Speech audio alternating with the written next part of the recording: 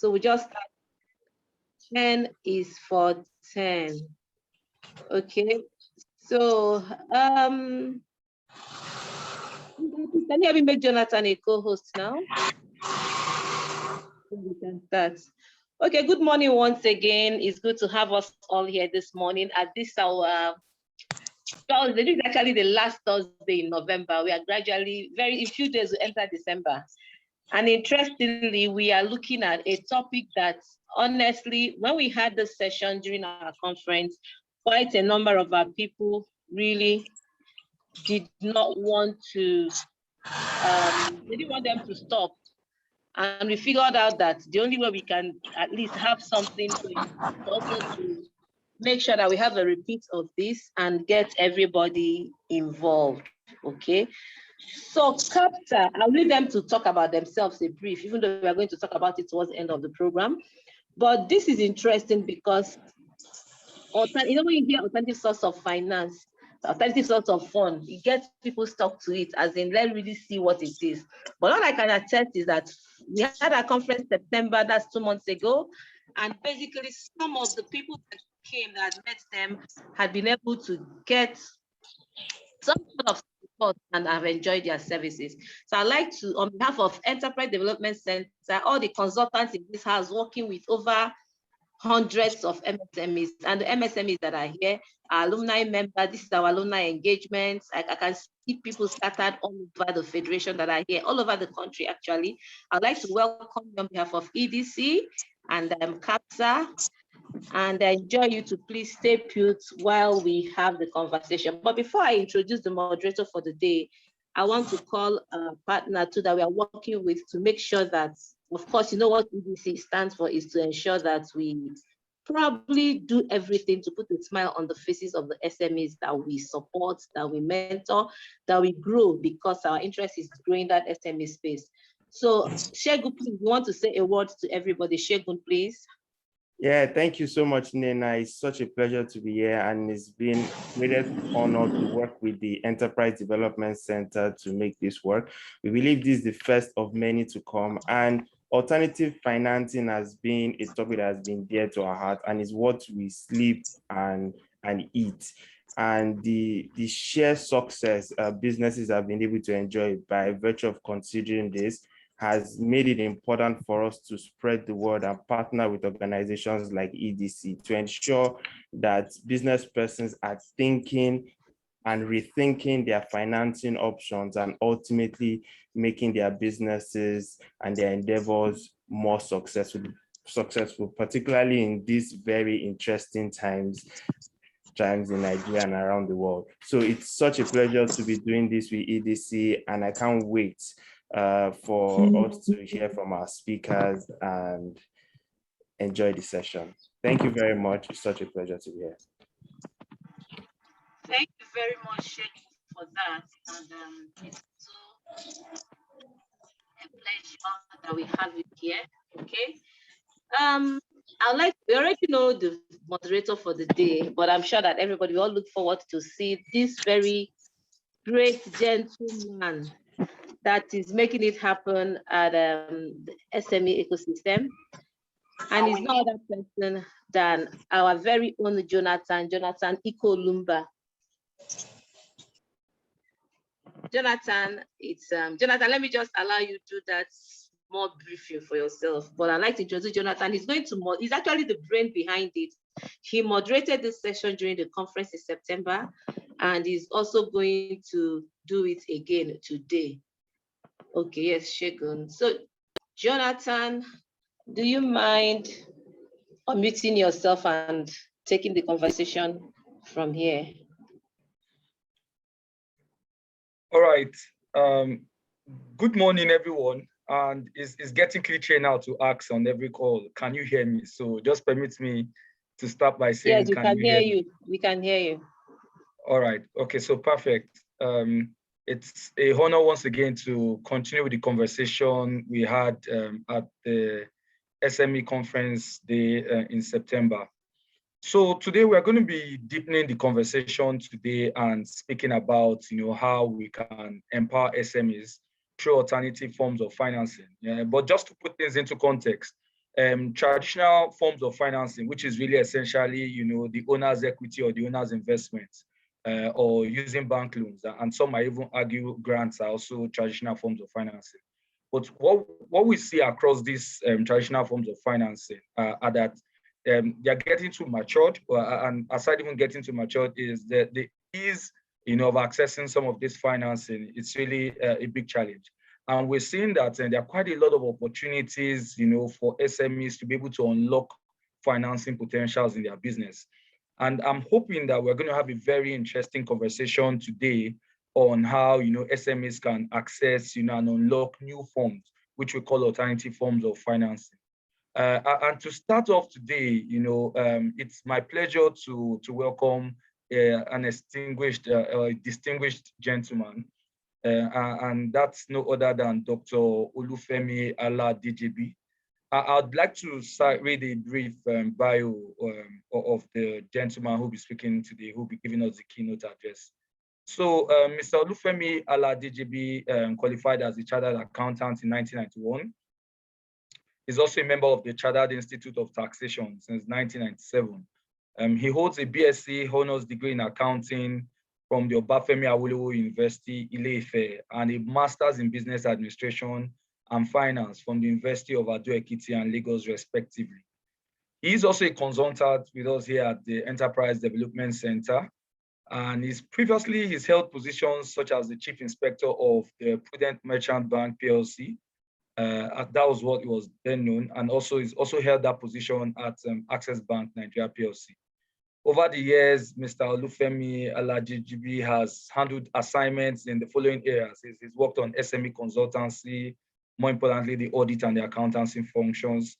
He's performed due diligence and business advisory services. He's provided tax advisory services. He's worked on things around risk management, recruitment, outsourcing, training, developing accounting software, and also implementing the software, writing of business process flows, business plans, helping with the internal audit and investigations across a couple of organizations.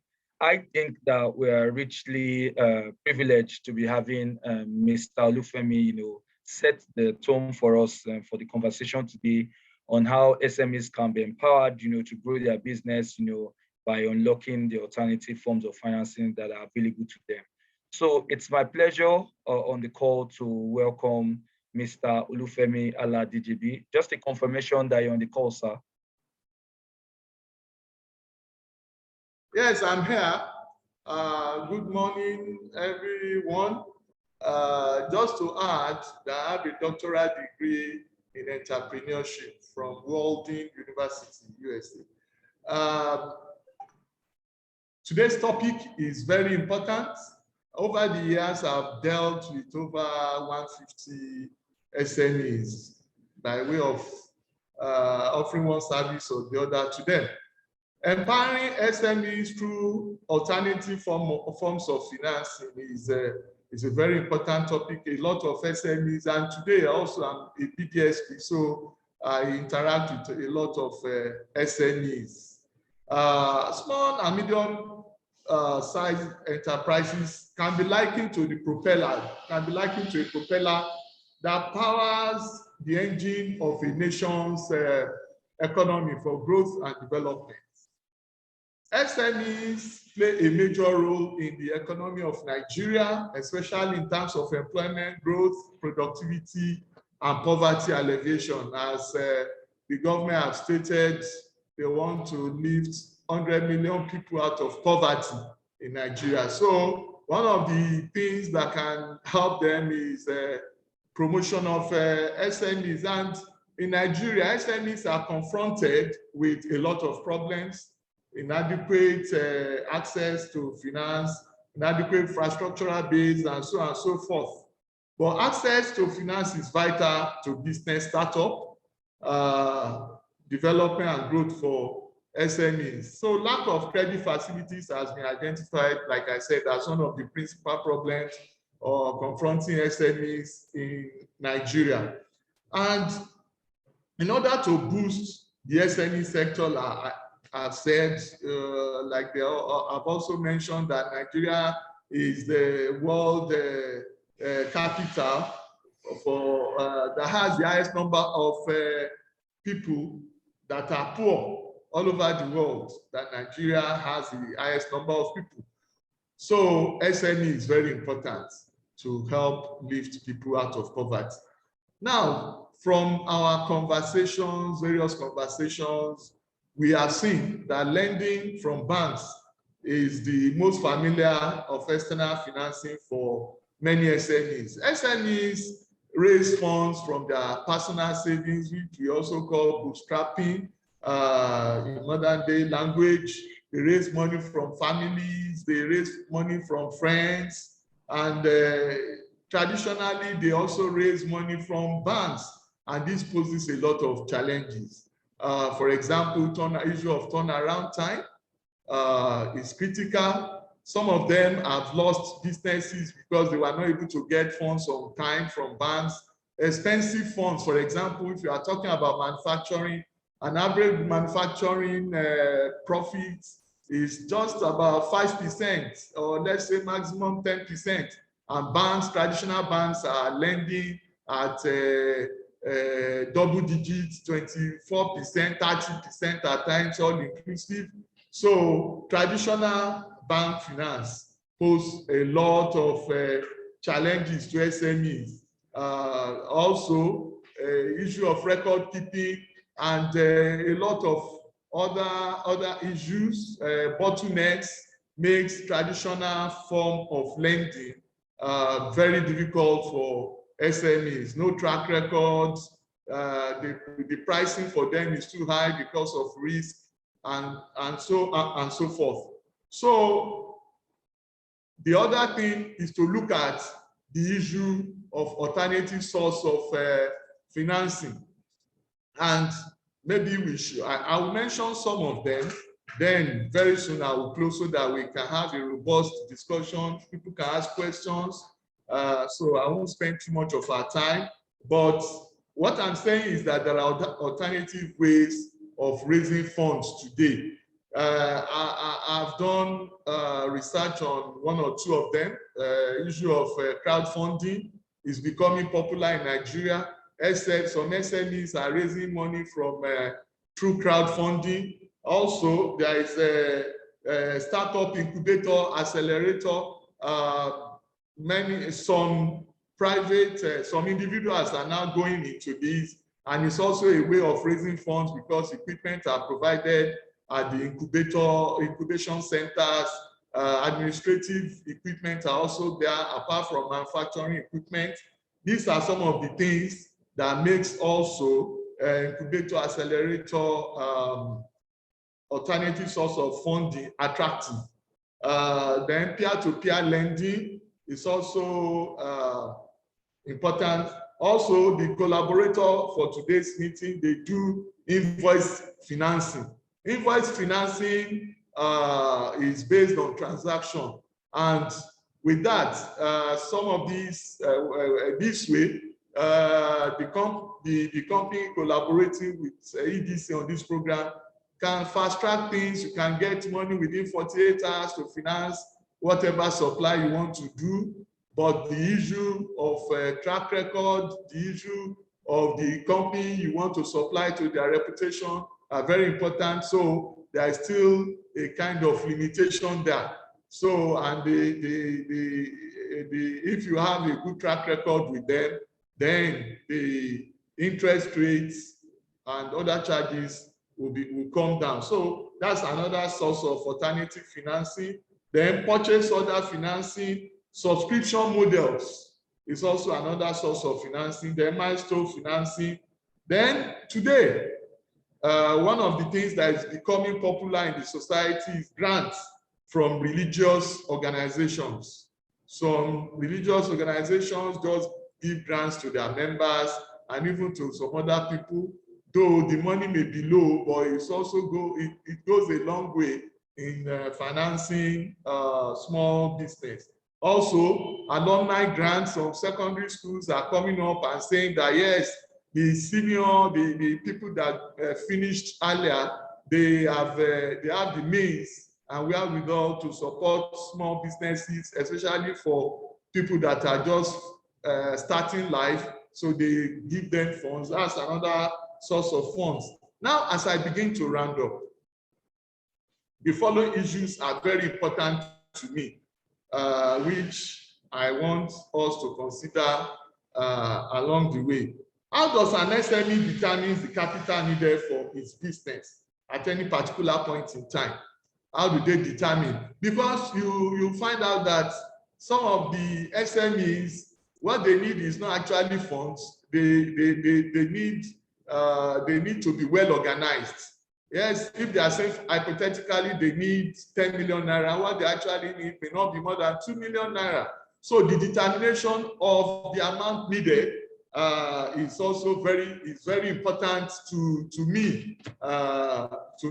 Then another thing is how to access existing loans and grants.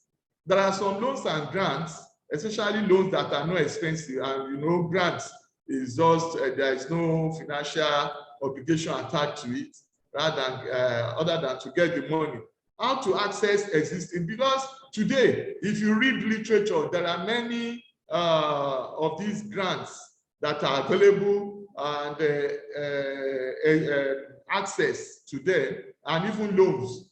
But people don't actually access them. It will be interesting to note, to know the percentage of funds accessed. For example, all these DBN loans and so on and so forth that government has put forward, what percentage has been accessed so far in the last 1 to 2 years? It will be interesting to know. What is happening? Do we still have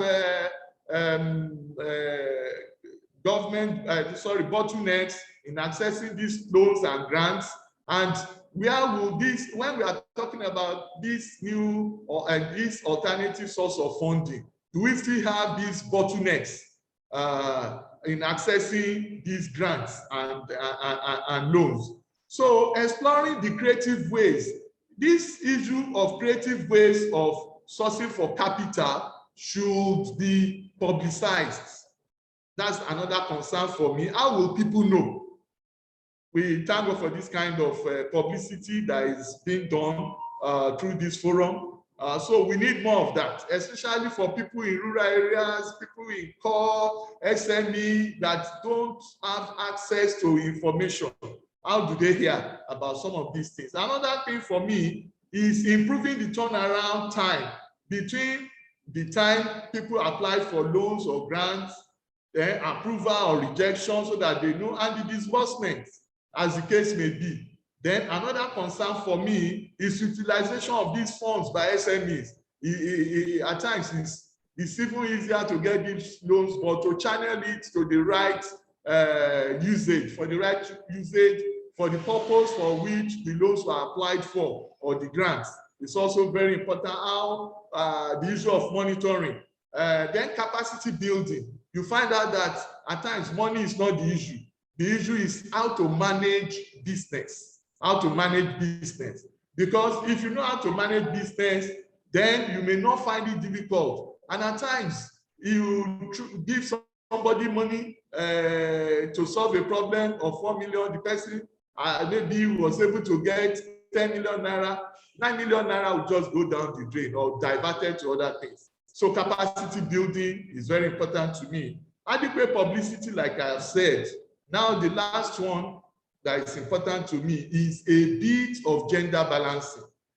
I don't know whether people will agree with me. Most of the loans and grants outside there, they are women biased. So what I'm not seeing anyone that is exclusively for men. Yes, you may not be that, but most of the other ones have been biased towards women. So let me just stop there so that we can deepen our discussion on this topic. Thank you, Mr. Moderator. Fantastic. Doctor, I think that was a very, very insightful opening to this session. And a couple of things stick to what you just said. I think first you spoke about the utilization. So these traditional forms of financing, and speaking directly to bank loans, so how many people out there are able to access it? So that's even a fundamental issue with traditional forms of financing. So how many people can actually access these loans, maybe based on the conditions, or the documentations or the requirements for everyone accessing these loans. You also mentioned the valid point around, even in there are valid cases where you can access the loans or access this funding, but is the funding going to be deployed to the cost for which the funding was sought for? So that's also a valid issue we see sometimes with some of these traditional means of financing. And I think the last one, which was quite very interesting, when we hear gender balancing, we always tend to think about it from one perspective or one side of the gender. I'm not going to mention more than that so that I don't stay up on another conversation. So, but I think these are some of the issues that have been well highlighted in your opening remarks. So many thanks for that. We are going to go in now to what I'll call the heart of today's conversation. We're going to have an elaborated, a large panel now that will be, taking a deep dive from a variety of perspectives into this conversation around alternative forms of financing. It's my pleasure to say we're going to have, different participants, right, or different stakeholders in accessing alternative financing. So we're going to have a lawyer who's going to share a legal perspective with us, and implications as we tend to, point SMEs towards alternative forms of financing. We're also going to look at a procurement manager of a very large multinational institution, who also would find out that he can also be a great determiner of how some businesses can also access, funding through another perspective, which is really around their supply chain, right? And we're going to look at also a prominent, a banker who's also funded quite a lot of organizations, and then, get their views on what these alternative forms of financing can mean, and if there are also implications for their banking relationships. And then lastly, we'll get also an SME or a business entrepreneur who would also share perspectives on, practical implications for accessing these funds. So permit me, everyone, to call on, the members of the panel, in no particular order. The first person I'm going to be calling up today is Mr. Muyiwa Fagbola, and that's our entrepreneur today. He's the managing director and the CEO of Erit Oil and Gas Limited.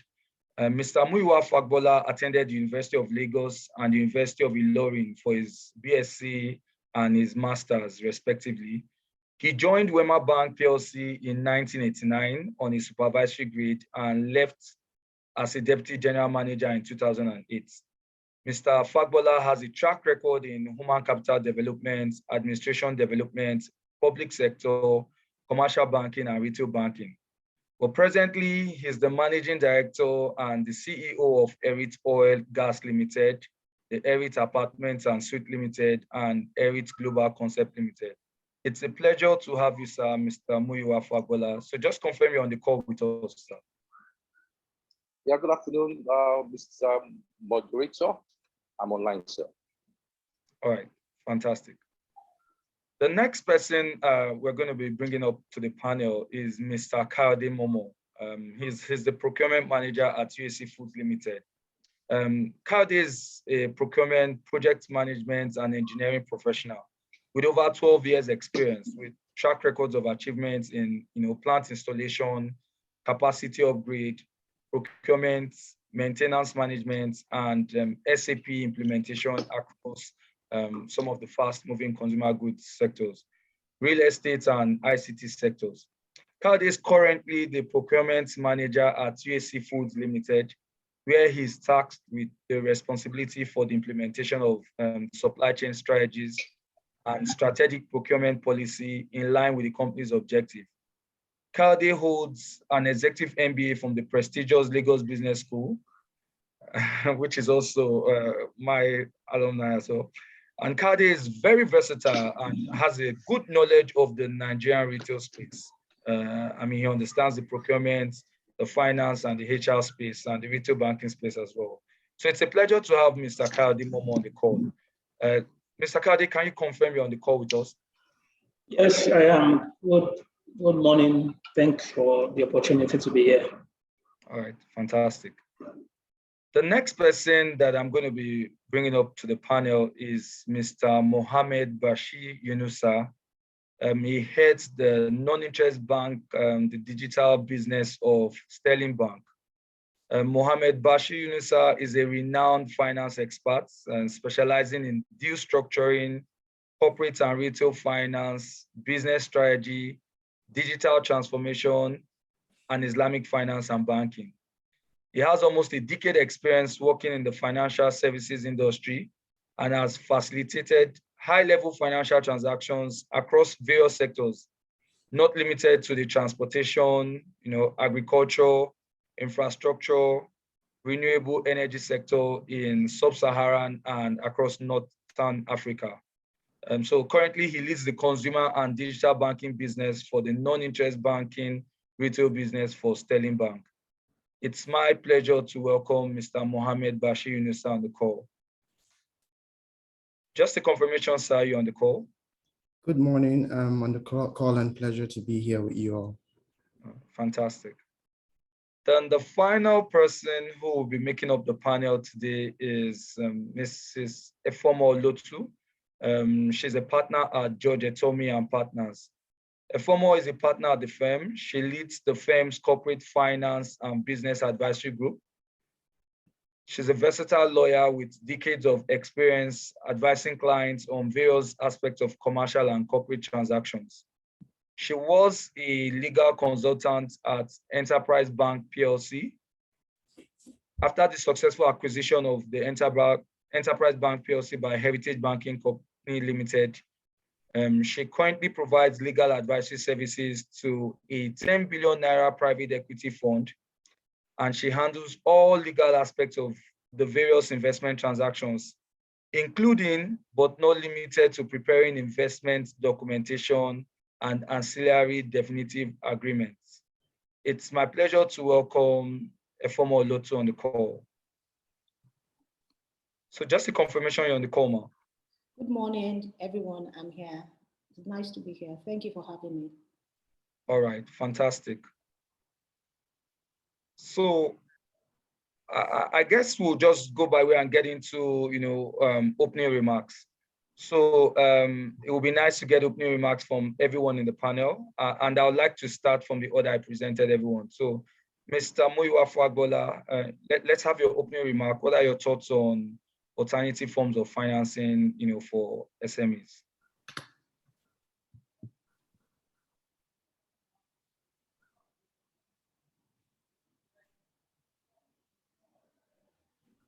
All right, thank you very much. Thank you for having me. My name is Muyiwa Fagbola, and I run Heritage Oil and Gas, and of course a couple of the companies like Apartments and Suits and Heritage Global Concepts.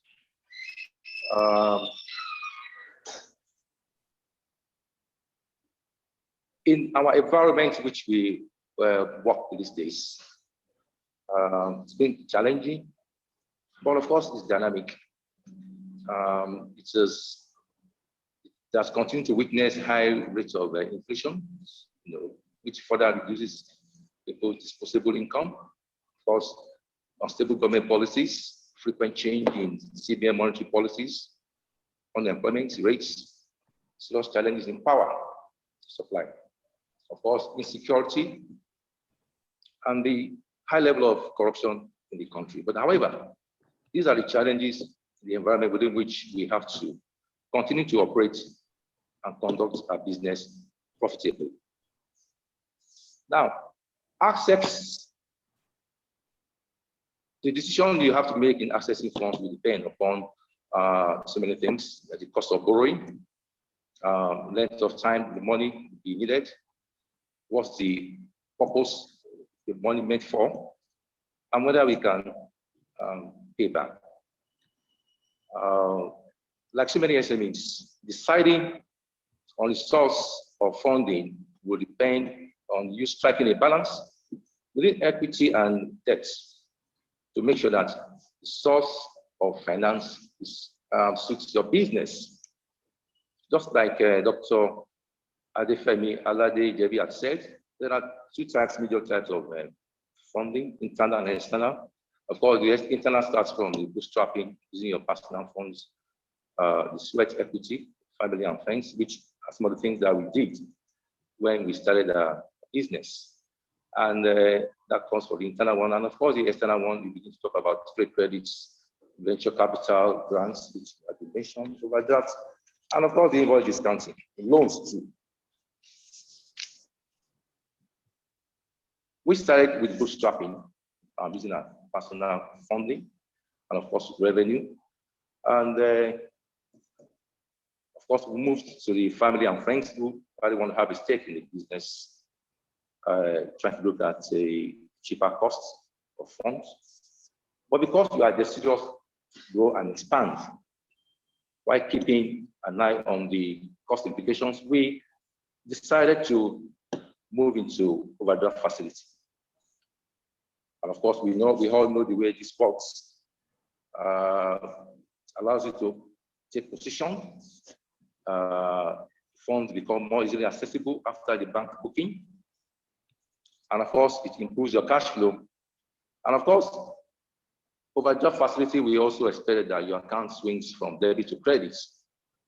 So the account is debited while interest is charged on paid and on utilized funds.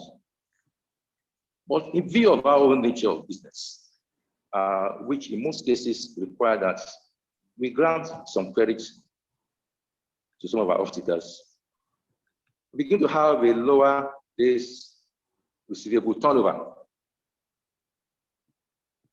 Hence, the need to again change our funding strategy to improve on the cash flow and still retain our off-takers.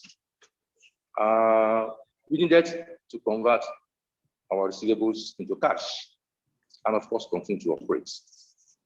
To do this, we opted for invoice discounting at a cost.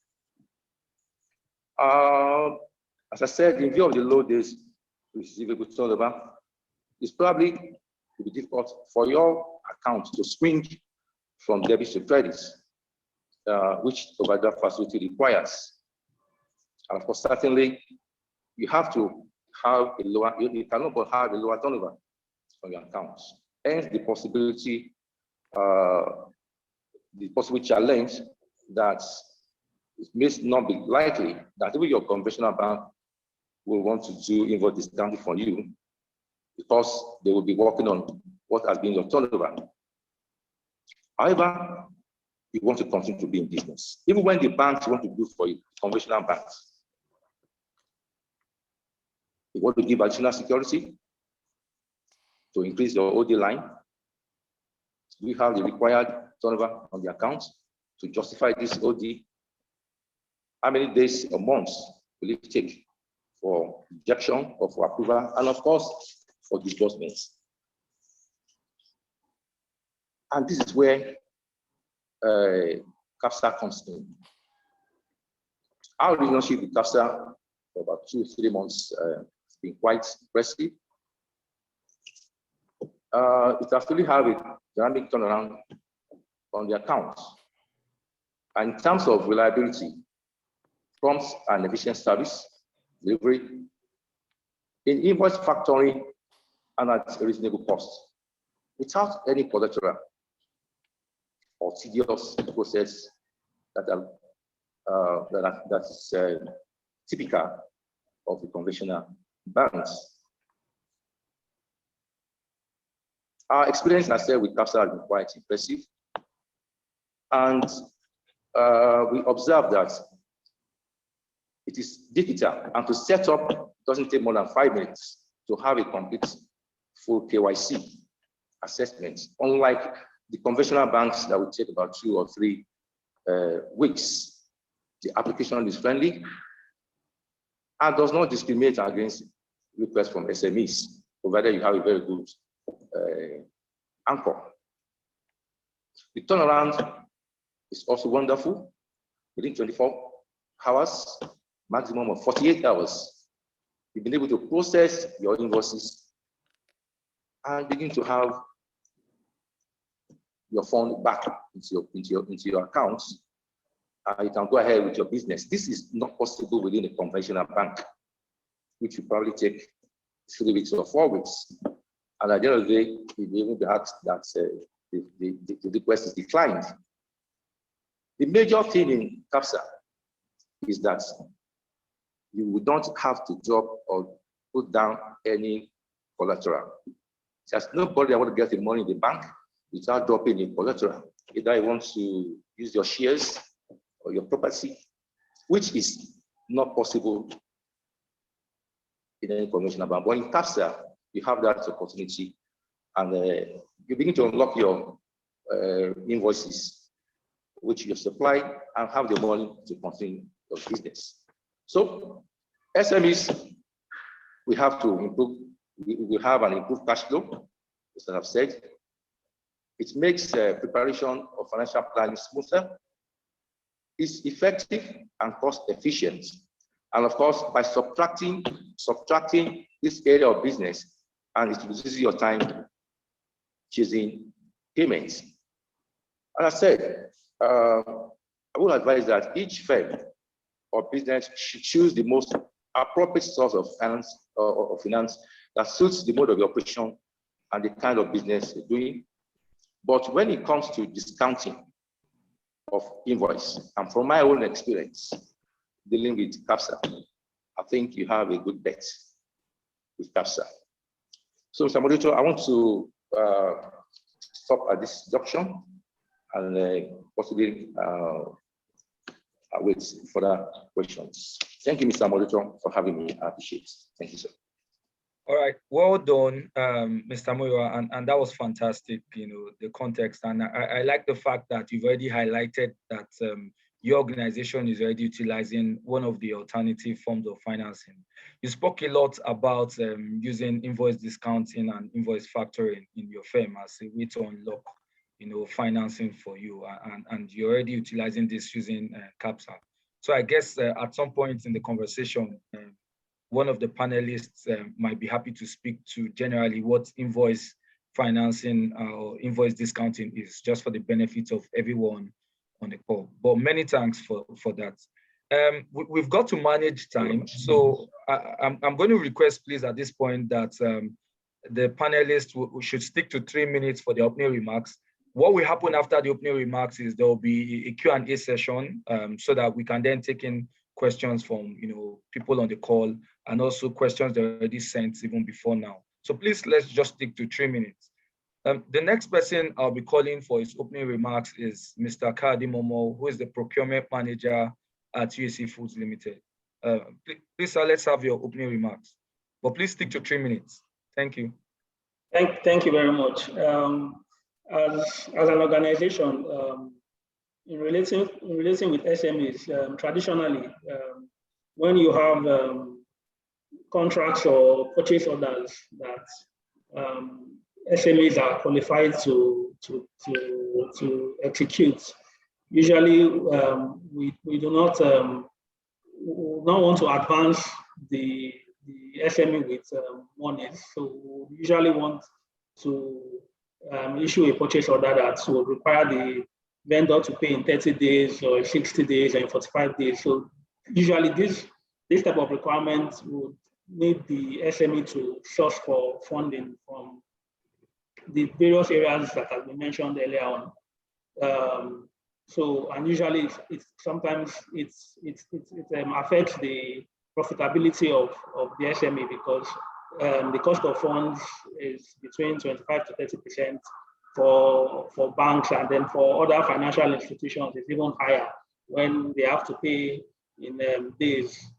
So, and then for an organization, we also try to manage our cash flow. So we'll look for the longer payment days that would ensure that cash that we are trying to manage is utilized for other business needs.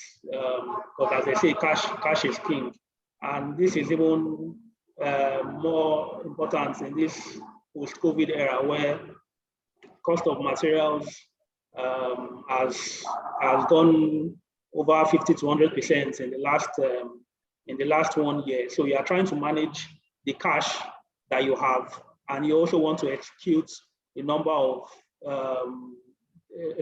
jobs and a number of purchases that would ensure that the business continues to remain a business running concern. So looking at all these challenges, we begin to look at what are the alternatives, what can we do to help the business and also to help our suppliers and our customers to ensure that we have a solution that results in a win-win situation. So I'm not compelled to pay vendor within 7 days or within 14 days, or in some cases, make advance payments to a vendor, which in most cases, the vendor will be required to bring in an advance payment guarantee from a reputable bank.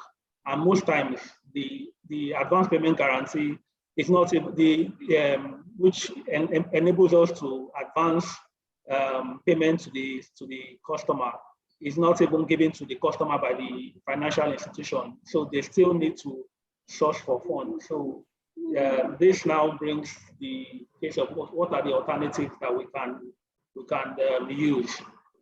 And then in recent times, we've gotten a couple of organizations that say, okay, they have a platform that can link suppliers directly to funders. So in such a way, you are eliminating the need to source for funds from the banks or other financial institutions. So one of the interesting ones which we've seen and we're about onboarding is CAPSA.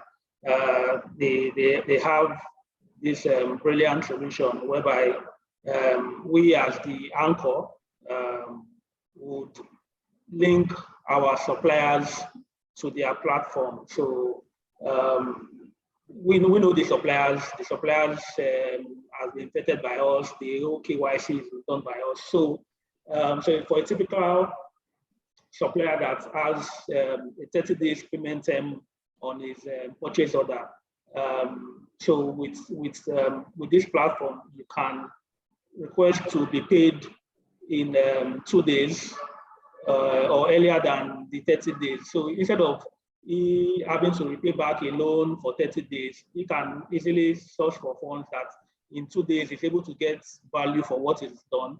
And then we as the anchor will pay CAPSA in 30 days or whatever payment term that we've initially agreed with the vendor. So with that, we're able to manage our cash flow. We can also even use that to extend the payment days that we have with our vendors. So if we have vendors that are on 7 days payment terms, which is already an hindrance to our cash flow, we can extend that payment terms to say 30 days, because we know that with CAPSA, the vendor can be paid in 7 days, and then we will now pay back to CAPSA the invoice value in 30 days or in 60 days, as the case may be. So, so those are the kind of alternative solutions that that are available now that can help in ensuring that you have a better business relationship with your suppliers.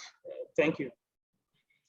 Fantastic. And I think something that I liked from what you just shared is, I think you put it sits in between.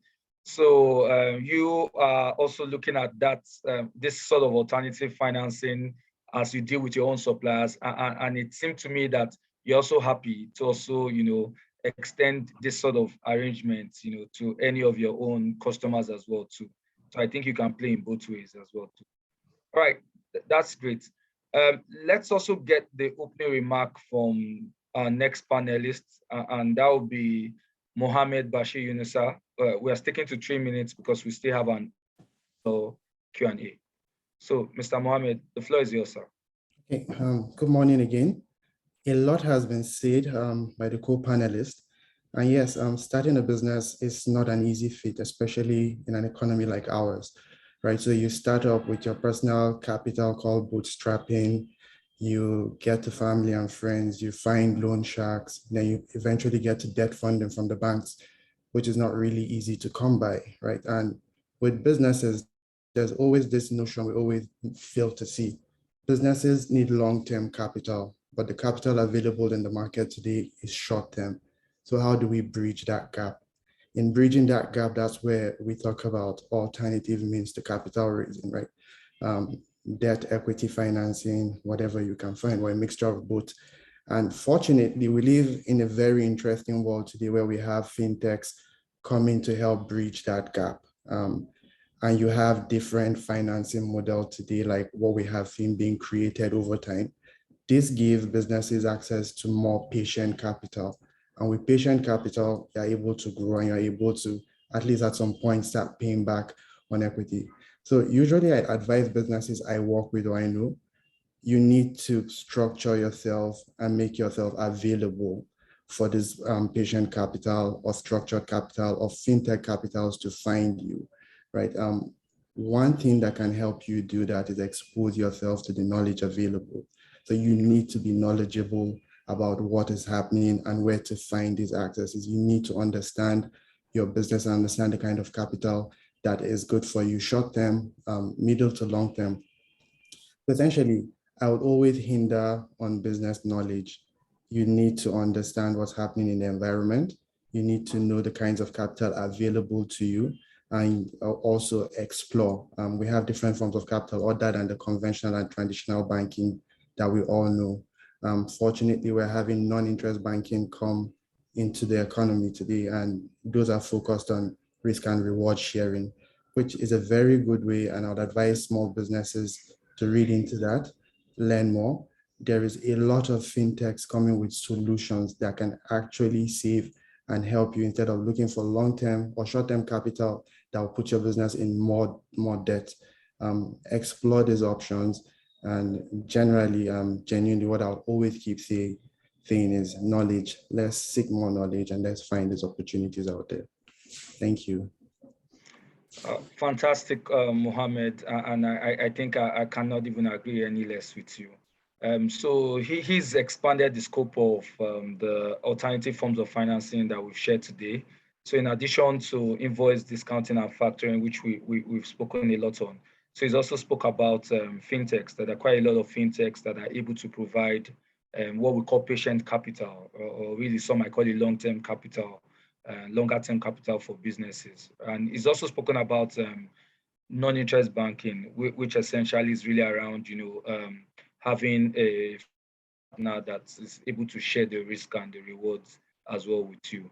So, I mean, that's a very now broadened scope around alternative forms of financing that businesses on the call can look up to, in terms of how you could finance your business going forward. Let's have the very last panelist speak to us, give us our opening remark. It's my pleasure to once again welcome Efeomo Olotu on the call. So let's have your thoughts, your opening remarks with us. Okay, thank you very much, Mr. Moderator. The other panelists have said quite a lot about alternative financing. From the legal perspective, which I'll be speaking from today, you will agree that you agree with me that it's quite difficult to access funding through the traditional bank, traditional form of financing. And as a result, there are a lot of stringent rules and regulations being put in place by the regulators and also the funders themselves. And as a result, you find it is difficult for borrowers to access funds. And even when the funds, sometimes because of the time frame where when you apply for these funds, you find out that at the time the loans or the funds are available, you are not even in the position to use the funds anymore. So it's actually it doesn't encourage the borrowers to borrow money from the traditional channel. So from the alternative financing, you could see that as a law firm, we advise all parties. We have clients that cuts across that falls under the traditional finance, the financial institutions. We also have clients that falls under the SMEs. And we also have clients that also borrow money from both parties. So we try as much as possible. We look at what they have and advise them on who to meet and the project they want to finance. So far so good. Working with CAPSA has given us, working with CAPSA has been very smooth, helping them to onboard most of their anchors, the funders, the borrowers and all that, and helping them with their documentation. you will find that the rules are not as stringent as the traditional banking rules. And it's very, within the shortest possible time, as funds are made available to the borrowers for them to be able to carry out their projects. And it's one advantage over the traditional banking system. So based on that, I think I will, and also we also look at the laws. The laws are there to help, to guide the borrowers to ensure that the alternative finance platform are comfortable enough for them to onboard and do their business. Thank you. Fantastic, Efeomo, and I think something that clearly stood out from what you just shared is that, you know, it does appear that the requirements and even the laws are quite a bit flexible and not as stringent as you would find with traditional forms of financing. So that also makes a business case for businesses on the call on why we should also look at alternative forms of financing. So quite some bits of relaxation there around some of the stringent laws we find with traditional forms of financing. Okay, so this is the point where we then get into the questions. I do want to encourage everyone on the call, if you've got any sort of question to ask the panelists, please drop them on the chat. I'm looking at that through another device, and I'll be able to share it with them so that you can hear firsthand from the panelists. But quickly, I want to go back to the keynote speaker because there's a question that has been asked and has been sent to me. So Dr. Olufemi, do you want to just expand? We've spoken a lot today about invoice factoring / invoice discounting. So there are quite a lot of people on the call from different parts of the country. So someone listening might want to get a more detailed explanation. So what is invoice factoring / invoice discounting, and why is that a strong form of alternative financing that you recommend to any SME on this call? Yes, invoice discounting is when you look for a party to pay you in advance before your principal pays you, or the person you have worked for pays you. And I will share an experience quickly. Even when we are talking about this invoice discounting, I used to have a client that was using this invoice discounting at a time, not the modern one now. She was using one traditional bank then. And you discover that it was a ripoff. They will give her like 75%, maybe 60% or 75% in advance when she submits her invoice. Now, at the end of the day, the interest rate is so high, and but the modern one, like I had a discussion with CAPSA, and they were telling me their kind of charges, which is very reasonable. But to cut the long story short, to go straight back to your question, invoice discounting is when you submit your invoice to like a bank or a financial institution, and they give you advance payment before the time you are supposed to get paid. And eventually the person you have transacted business with will just pay directly to the bank. That is invoice discounting. Then the other form is purchase order. You can get money from without your own money. You can walk to a place like CAPSA and they give you money to do your business, as long as the party that has given you contract is a credible company that can be relied upon to keep to the terms of the contract. Thank you. I don't know whether I've answered your question. Okay, that's fine. I mean, you really brought it home, you know, how you spoke to invoice discounting and also linking that to purchase order financing as well too. So many thanks for that. I've also been told that at some point today, we're going to hear from CAPSA. There's been a lot of reference to CAPSA. So we're going to have someone from CAPSA also speak to us on what their offering is. There's been a lot of people alluding to CAPSA and how that they provide some form of alternative financing. Okay, so let me take another question for a member of the panel, and this is for Mr. Muyiwa Fagbola. So a question has come in that says, we are in a current, given the current economic environment and how tough it can be to access finance. So someone is saying, have you been able to access the needed finance in your business?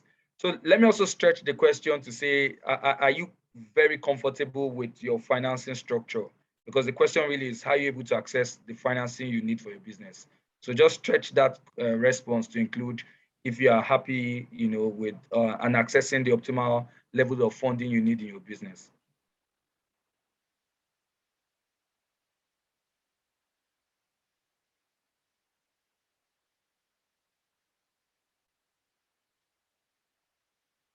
Mr. Muyiwa, check your mic. We can't hear you.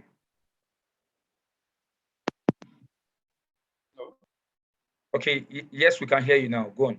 Okay, great. I said, as we have earlier said, we have a running facility from the bank. And that is one way of running our business. The other side of it is to also work into the fintech, with the fintech company that's in CAPSA. In view of the fact that, which I've said earlier, we have to grant credits, and in most cases, you may not likely get a discounting facility, invoice discounting facility from the bank. So there are two ways. So that you begin to have a higher days receivable, so that the period within which you get your fund back is short. If it's short, you can have more turnaround and you need to go back to your business. But in the event that you have a lower one, it means that you have to have a way of financing or refinancing your business. And that's why I say we approached the fintech company, CAPSA, and we were able to get this invoice discounted, so that we can begin to have money necessary on a regular basis to refinance or to continue our business. So that's basically is what we're doing, and we do it regularly with CAPSA. I hope I've answered your question, Mr. Olotu. Okay, that's fine. So you currently utilize bank financing, and you also utilizing some sort of invoice financing using CAPSA. Okay, I have a question for Mr. Kayode Momoh, and the question is thus, so as an organization, given your role at UAC, how are you able to support your vendors with their financing requirements? If you think about how you play in the supply chain, so how are you able to support some of your vendors with their financing requirements, so that it doesn't come at the expense of service, so that they're able to serve you properly? So thank you. As an organization, in as much as we give a particular job or service to our suppliers, we want to ensure that they have the capability of executing the job. If not, at the end of the day, it comes at a higher cost, because you might need to re-award such contracts. So part of the things we do is, so we give different financing options. So based on the payment terms, we have an array of payment terms. So for some vendors, so for most vendors, we try to do 30 days payment terms. So for some vendors, we do 7 days, 14 days, so that with that, they're able to get their money ahead of other times. For some other contracts, we would advance the vendor payment, and then so since we're advancing the payment, the vendor will be able to execute the job, and then when that job has been fully executed, we pay the balance. Usually we won't advance 100%. Usually we advance a percentage of the requirement. For some other contracts, for like engineering services, We might do milestone payments whereby you say, okay, this particular project is divided into 4 parts. When you complete 10%, we'll pay you 10% of that sum. When you complete 20%, we pay 20%. And then in more recent times, with the advent of alternative financing, so with the type of solutions that CAPSA has, so what we'll do is we will serve as the conduit. So we'll link the SMEs, the suppliers, with the funder directly. So we'll say, okay, you have this particular job. Currently, your financial is collecting 5% interest per month on this particular on a particular sum of money that you typically would loan from the financial. Instead of that, why don't you engage with this other provider who would give you at a better rate, and then with that you're able to support your business better. So those are the type of things that we are trying to do now, which is to directly link the organization with the funder, link the suppliers with the funder, so that with that they can negotiate their rates, which usually is better than what you get traditionally from the existing financial institutions that you have now. Thank you. Okay, fantastic. So basically, it's not a one-size-fits-all. So in some cases, you can make advance payment. In some cases, you can do milestone payment. In some cases, you're even happy to help in invoice financing. Okay, fantastic. So a couple of questions has also come to Mr. Mohammed, I guess, of where you work. So you did speak about non-interest banking, and that has elicited a lot of responses on the chat, and one has come in.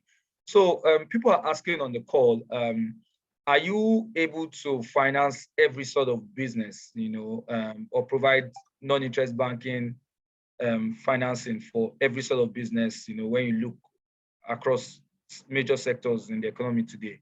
So we have the SMEs on the call, and they vary from different aspects of the economy. So do you want to speak on a broad level if there is a coverage for the sectors that your non-interest banking facility can target? Or are there some sectors that are not covered within the reach of this facility? Do you want to speak to that, Mr. Mohammed? Sure. So most sectors are deemed permissible to be financed by non-interest banking, especially when you're contributing to the real sector. So most SMEs, as we know them, contribute to the real sector and are very verifiable with what they do: economic growth, employment, and generally value creation. So yes, just a few businesses are not qualified for non-interest finance, very few. And I'm not sure anybody here would be part of those businesses. Then the other thing I would say is, I saw a few questions on how can we access it. There are a few non-interest banks in the country today, I think about 5 or 6. So what you can do is go on our website or visit the closest branch to you, and you get most of the information you need. Thank you. All right, fantastic. So I think something that makes me happy is he's made a call to say he thinks that everyone here might be able to benefit from that, which is really one of the reasons we're having this, so that we sort of put these alternative forms of financing on display to everyone on the call. Okay, so let's have a question for the lawyer on the panel, and obviously we're going to come from a legal perspective. So if we asked, are there specific legal considerations, when we look at this alternative financing? And maybe a follow-up question for you might be, so how much of the legal perspective, should SMEs pay attention to, when they look out for this alternative financing? So what are the legal considerations, and it's how important, do they pay attention to requirements of the law when they're accessing this financing? Thank you very much for that question. In assessing funds from alternative financing, it is very imperative that you take yield, you take legal consideration into perspective, because if you tend to not look at it properly, you might find yourself in a situation where it is unfriendly at the end of the day, when you now have liabilities hanging over your head. So it's very key that you look at the legal considerations before you dive into any type of alternative financing. One of the key things, the consideration you have is you must ensure that the alternative financing entities or the platforms you are using are legal and their operations are permissible under the law. What do we mean? Each party should familiarize themselves with the governing laws and the agency regulating the type of financial alternative financing they would like to adopt. For example, we use CAPSA, who is into invoice discounting. CAPSA, the law that will govern, because there is no uniform legal framework that governs the sector. So each party has a law that governs them. The funders have their laws that governs them. The platform provider also have what governs them, and also the borrowers and the anchors. So for the funders, you must ensure that the funders have their duly licensed by CBN, by the regulators, by SEC, to be able to provide financial services to the borrowers. For the borrowers, you must ensure they are legal entities. They must have duly registered with the Corporate Affairs Commission, also with the anchors. And you must also understand the sector the anchors do their business to ensure that they are also duly regulated, licensed under their sectors. Another key issue you also look at is CAPSA is a technology company, and we all know that alternative financing are driven by technology. So one of the things that you also look at, one of the regulations that also governs them is the data protection regulation. And we must ensure, in also going to do business, you must ensure that the platform they are using are duly regulated. They do have, there are some key things that should be on the platform. You must ensure that the privacy policy is there, the user terms and terms of usage are there. They are not just there because they want to put it there. They are there to give information. So it's important that the people dealing with those things read them, understand them, and ensure that before you dive into any type of financing you're doing. Also, another key consideration you need to look at is the financial terms. It's important that you understand the financial terms that is being put forward by by the funders. Like I mentioned in my opening remarks, there are stringent terms in financing, and in alternative financing, it ought to be lesser terms. So you must ensure that the document you're signing is reviewed critically and ensure that there are no stringent terms. You must understand the interest rates they are giving you, the costing, the cost of financing. You must look at are there indemnity clauses? Do you have a dispute resolution clause in there? In the event there's an issue, do I have recourse to the court, or do I have recourse to an alternative dispute resolution mechanism? All those things you must understand, and these are the legal things you must consider before you go into such any type of financing. Another key issue you also look at is the assignment of rights. Like the anchor, one of the anchors are here, they do sign agreements with their borrowers, with the suppliers. So there's a clause in there that says assignment of rights. It actually limits the borrower. It actually is a limitation on the side of the funders, because you can't assign your rights without the consent from the anchor. So the funders must ensure that these assignments are open. They have the right to assign the funding to them and be able to get recourse at the end of the payment cycle, which they are waiting for. So that's also key. So there are, I think, and a collateral result. We also mentioned that collateral is not one of the requirements for alternative financing, which is key to the traditional banking form of banking. So we must also ensure they must have other key reservations. Look at the funders. Are you requesting for collateral? Why are you asking for it? Because what's attractive about this financing is the fact that collateral is not required. So probably now depends on the amount you are looking for, which the funders are trying to hedge their risk and asking for collateral. So those are the things you look at for when you are getting into alternative financing? Many thanks, Efeomo, and I agree absolutely with a lot of the things you've shared. And just also, sort of reinforce a point you've made. It's important that, especially with fintechs, quite a lot of fintechs are providing this alternative financing, that you do confirm that they are duly registered. I know that the Securities and Exchange Commission, SEC in Nigeria, from time to time has released communique on this, and also in certain cases even delisted some of the firms found operating without a proper registration or a licensing. I know there have been communications and also open communications to everyone in the public, just saying do your due diligence, your background check before you get into some sort of relationships with any of these fintechs offering any form of alternative financing. There's been a lot of communication on the chat around, how do we reach some of the panelists? What I would say is some of them have shared their communication, their contact details on the chat. We'll just say for the rest of the panelists, if there's a contact detail, maybe an email, that people can reach you on for further inquiries, I think the participants will be grateful to have that sort of detail. This is the point where we'd like to call in CAPSA. There's been a lot of conversations around, using CAPSA to drive an alternative form of finance for most businesses here. So it's my pleasure to welcome a representative from CAPSA to speak to it a bit, and let's have a better understanding of how CAPSA works. And a lot of questions have come up on the chat on how CAPSA can also support with financing their business. So just a confirmation that we have a CAPSA representative who is happy to take this session.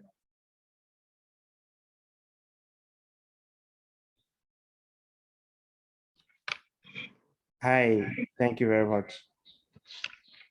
Yeah. Can you hear me? Yes, we can. Please go on. Okay, good. So CAPSA Technology is Africa's premier digital invoice factoring platform. And we started this off the intent to help businesses to support their working capital requirements. And so far, we've been very successful at it, providing this much needed finance for businesses. We are very aware that finance is the lifeblood of a business. And when we can make finance available, especially at the working capital level, businesses thrive and are able to grow based off this access to finance. And how we've been able to structure this is in such a way that it gives businesses the power to decide what rates works best for them. And how this works is, instead of a traditional financing setup where a rate is pushed to you, you are presented with multiple rates and then you pick what works best for you as a business. And we've leveraged technology greatly in making this faster, easier, and even much better than walking into a traditional bank. And that's the beauty of what CAPSA presents. And like many of those that have enjoyed our service, we attest to, it's faster, it's better, it's easier. One of the key things businesses suffer from is a lack of trust. And you can't even be a Nigerian business and not be able to speak a lot to that. The banks don't even trust you at first based on the experiences they've had. But we were able to leverage the credibility of your anchor to actually give you access to funding that only persons like your anchor can access. So you have a XYZ Enterprises Nigeria Limited getting rates that only a UAC Foods can get because of your leveraging on the credibility of a UAC Food who owns your businesses. And one of the things we've also tried to educate entrepreneurs on is that you need to also invest in setting up your business, right? Invest in the quality of your services and invest in the the kind of in positioning yourself to be able to support credible organizations, because it also gives you a fighting chance to be able to access alternative forms of financing. So a lot of education will go into this, and that's why it's such a pleasure to be partnering with the EDC to do this, to be sure that we can encourage and educate entrepreneurs on what it takes to actually have a fighting chance, regardless of how tough the economy might be. Our platform is www.getcapsa.com. I mean, whatever questions or specific questions you have, you can always put them in the chat box, and someone on the team will be able to provide additional clarity. Before the end of this session, we'll probably we'll show a video that will just show you the end-to-end process of how CAPSA works. Thank you very much. Hope that helps. Fantastic. I mean, that was very helpful and also insightful as well too. So now there's a lot more clarity now around CAPSA and how CAPSA can support our businesses with financing. Okay, so we will be sort of winding down now. I think most questions have been covered, and there would also be contact details, that will be shared.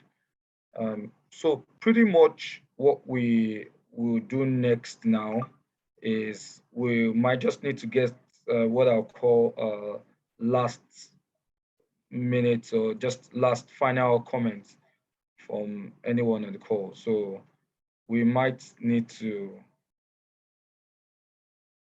get final comments from anyone.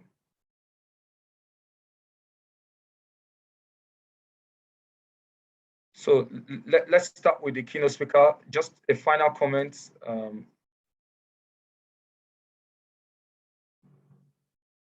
Final comment from me is that this kind of CAPSA products is good, because when you get your money immediately, you can, if you do the arithmetic, you can use it for another business. So you are not short of working capital, just like problems that an average SME will be facing. So you can always use your money for other things, for other businesses. That's one of the benefits of working with CAPSA. Thank you. Okay. Mr. Muyiwa, what are your final comments to us? Thank you, Mr. Moderator. I want to recommend CAPSA to the SMEs. As I earlier said, you will be able to manage your cash flow. Once you supply and make a delivery, you can get back your money within 24 hours and allow that part of your own business, subcontracting it to a third party, which will be waiting for the payments. If you do your arithmetic very well, you see that you can reuse that money within that period, within which you ordinarily would have been waiting for the payment to be made. It keeps you in business, it's more efficient, and it can, funding, finance money is like blood in your body. If you don't have it, you can't do anything. So it keeps your blood running, and it keeps you in business, and you continue to make it. Once you get your funding admitted very well, you can be sure you won't regret. So once again, I want to recommend CAPSA to SMEs, and sure you can get it. Thank you very much, Mr. Momoh. Okay, Mr. Kayode, what are your final thoughts? My final thought, as an organization, we are willing to help as much SMEs as possible, and we would always, whenever the opportunity presents itself, link our suppliers with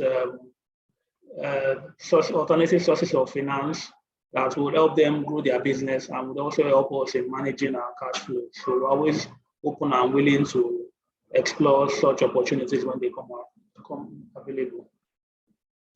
Thank you. All right, thank you. Mr. Mohammed, your final thoughts. Thank you.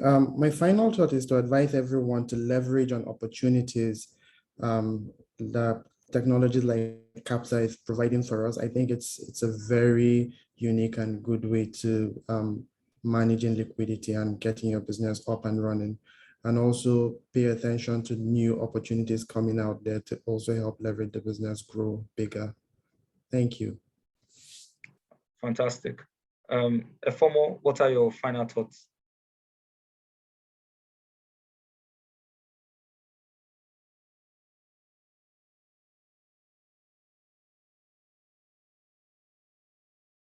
Okay. Efeomo, are you on the call? Okay, sorry, my mic was off.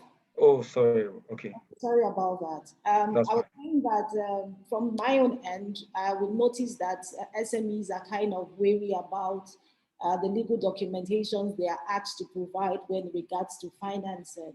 But the truth is, I would encourage that alternative financing is less stringent and the requirements are not more, as long as you meet the basic requirement that is required, which is you must be duly registered.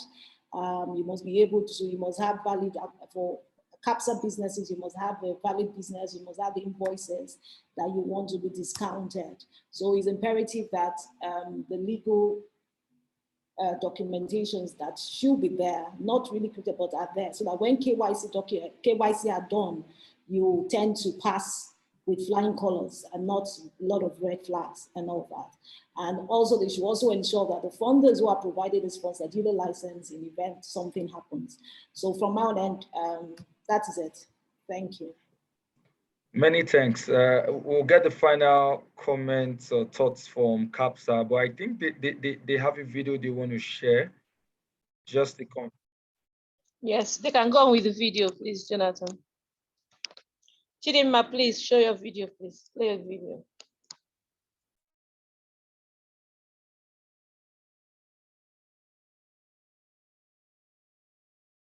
There's no sound though.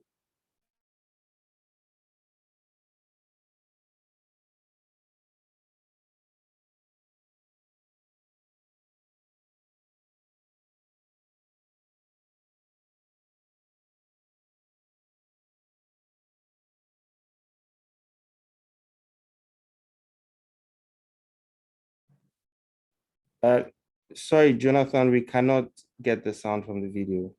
Yeah, okay, so maybe someone else on that end can try and see if we can.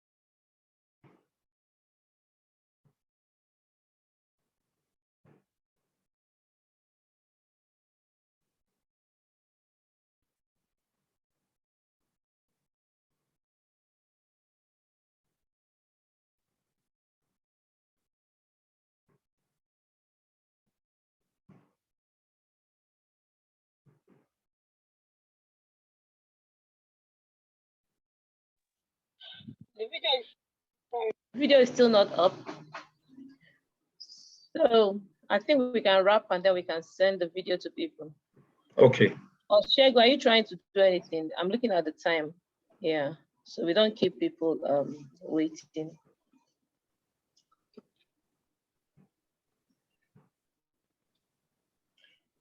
Okay, thank you so much, Jonathan, for anchoring this today.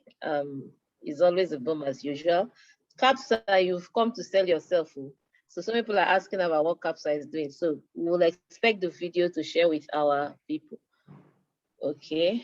So our very, very dedicated, you guys have stayed put till the end of the program. Thank you so much for joining in. And I hope that whatever we've picked out from the session today we should be able to use that. And as CAPSA also sent in their video, we can also take that opportunity and see how we can help ourselves. And for the consultants also with us at EDC level, at TNY level, please ensure that you also would go through with that with your people.